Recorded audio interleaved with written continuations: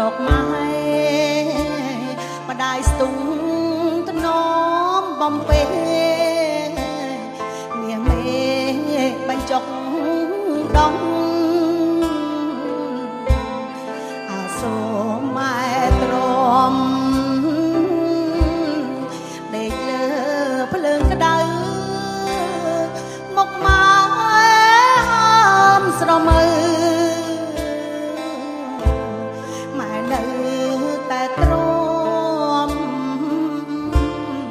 ញើសហើយនឹងឈាមកាត់ទៅវល់ខំកូនជូងអើយកូននោះម្ដាយលៀងកុំស្ងួតដៃហើយកូនជូងអើយកូននោះម្ដាយលៀងអើយកុំស្ងួតដៃដល់ពេលកូនធំពេញវ័យសិក្សាម៉ែអើយចូលសាលាហើយណាកូនថ្លៃម៉ែទិញសំពត់ខោអាវសៅស្បៃកត់ផ្គង់មហូបចំណៃកូនថ្លៃគ្មានចន់ឡងឥឡូវកូនធំពេញវ័យសិក្សាម៉ែអើយចូលសាលាហើយណាកូនថ្លៃម៉ែទិញសំពត់ខោអាវសៅស្បៃកត់ផ្គង់មហូ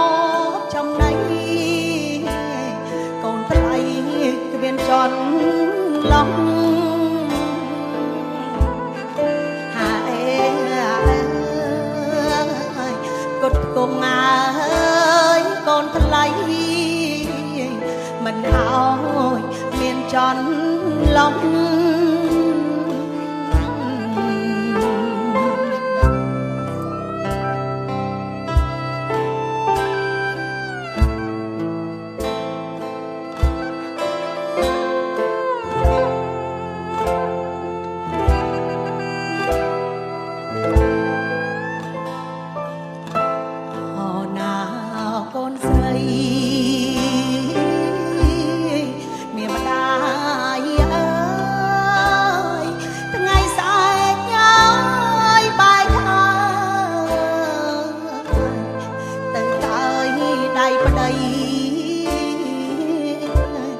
អាសូ